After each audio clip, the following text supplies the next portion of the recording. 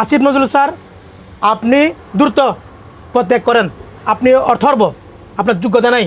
জন্য ভাই ব্রাদারের জন্য দুইটা একটা মোবাইল নিয়ে যায়। এখানে যদি আপনি ট্যাক্স বসান, আপনাদের এই বৈধতা নাই, আপনারা ইলেক্টেড গভর্নমেন্ট না। আসসালামু আলাইকুম। আজকে আমার সাথে আছে আমার সম্মানিত বড় ভাই মাহি চৌধুরী ভাই।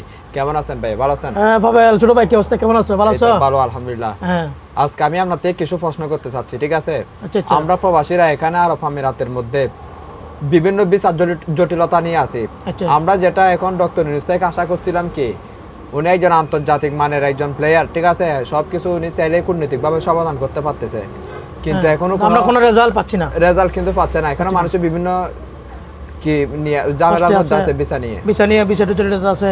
এটা হচ্ছে সম্পূর্ণ আমি এটার রেসপন্সিবিলিটি এবং এটার দায়ভার একমাত্র প্রবাসী কল্যাণ মন্ত্রণালয়ে যিনি আছেন দায়িত্বে বর্তমানে আসিফ নজরুল স্যার। উনি এটার দায়িত্ব একমাত্র উনি, এটার দায়ভার ওনার নিতে হবে। কারণ উনি এটা যদি এই মিনিস্ট্রি যদি চালাইতে না পারে, উনি অতি দ্রুত পদত্যাগ করা উচিত। তারপর আমরা আগে আন্দোলন করছিলাম কি নিয়ে 3টা মোবাইল নেওয়ার জন্য। এখন একটা নিতে দিছে, তার মধ্যে আবার বলছে 55। এটা আমি আসি প্রথমত আমি আমাদের পররাষ্ট্রমন্ত্রী মহোদয়কে আমি অনুরোধ করব, এই সমস্ত সিদ্ধান্ত এগুলো থেকে বিরত থাকবেন। প্রবাসীরা অনেক কষ্টে, অনেক পরিশ্রম, অনেক গ্রামের বিনিময়ে তারা এক বছরে 2বার 1বার 3বার বাড়া যায় সামান্য পরিবারের জন্য, ভাই ব্রাদারের জন্য দুইটা একটা মোবাইল নিয়ে যায়। এখানে যদি আপনি ট্যাক্স বসান, আপনাদের এই বৈধতা নাই, আপনারা ইলেক্টেড গভর্নমেন্ট না, আপনারা এই কাজগুলো করবেন না। এগুলো করবেন 2 কোটি, সারা ওয়ার্ল্ডে 2 কোটি যে প্রবাসী আছে সবার কাছ থেকে আপনারা মন থেকে উঠে গেছেন। এগুলো আমি তীব্র নিন্দা এবং প্রতিবাদ জানাই। প্রবাসীদের বিরুদ্ধে যে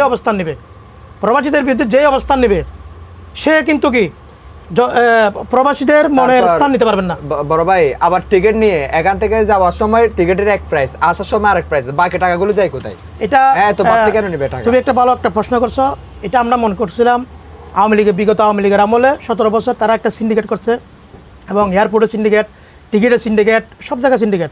কিন্তু এটা আসলে তারা সিন্ডিকেট করে নাই, এই সিন্ডিকেট তারাও ভাঙতে পারে নাই। এখন সব কিছুতে চেঞ্জ হয়েছে, কিন্তু এটা প্রয়োজন এই সিন্ডিকেটটা ভাঙা। এখন তো লাগতেছে আরো সিন্ডিকেট আরো শক্তিশালী হয়েছে, এটা আরো শক্তিশালী হয়েছে। আর আপনারা মোবাইলের ব্যাপারে যে সিদ্ধান্ত নিচ্ছেন এগুলা উইথড্র করবেন, অবশ্যই এগুলো উইথড্র করবেন। আর না হয় আমরা যেভাবে 5 আগস্টের আগে শেখ হাসিনার যে আন্দোলন চলছিল, জুলাই আন্দোলনে যেভাবে আমরা ভূমিকা রাখছি প্রবাসীরা, আমরা এভাবে ভূমিকা রাখবো। পুরো দেশ, আমার মতে তো পুরো দেশ চলে, প্রবাসীদের রেমিটেন্স, পুরো দেশই তো প্রবাসীরা প্রবাসীরা যদি রেমিটেন্স না দেয় ব্যাংক ব্যবস্থাও চলে যাবে আমার মতে। আপনারা যদি এই হটকারী সিদ্ধান্তগুলো নেন, আপনারা দেখবেন 16 তারিখ টাইম দিচ্ছেন, আপনারা ডেডলাইন দিচ্ছেন 16 তারিখের পরে যদি আপনি এই জনগণের বিরুদ্ধে, প্রবাসীদের 2 কোটি প্রবাসীদের বিরুদ্ধে যদি অবস্থান নেন, আপনাদের অর্থনৈতিক অবস্থা দেশের কি হয় দেখেন। রেমিটেন্স তো যাবেই না, আমরা দেবো না, আমরা আবার ডাক দেবো শাটডাউন রেমিটেন্স। ঠিক আছে পাবেল?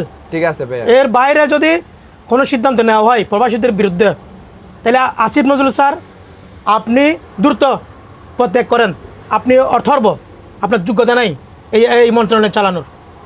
এর বাইরে আর কি বলবো? ঠিক আছে, তো এটা আমি 2 কোটি প্রবাসীদের পক্ষ থেকে বলতেছি। আশা করি সব প্রবাসীরা আমাদের সাথে থাকবেন, ইনশাল্লাহ ভালো কিছু আসবে। সবাই যদি এক থাকে তাহলে ভালো কিছু আসবে ইনশাল্লাহ। আমি সকল প্রবাসীদের ইউএই এবং মিডল ইস্ট এবং পুরো ওয়ার্ল্ডে যে সমস্ত আমাদের বাঙালিরা আছেন, এই হটকারী সিদ্ধান্তের বিরুদ্ধে অবস্থান নেবেন, প্রতিবাদ করবেন। প্রয়োজনে আমরা শাটডাউন দেবো, রেমিটেন্স শাটডাউন দেবো, স্পষ্ট বার্তা। ভালো থাকবেন, সুস্থ থাকবেন। সালাম আলাইকুম।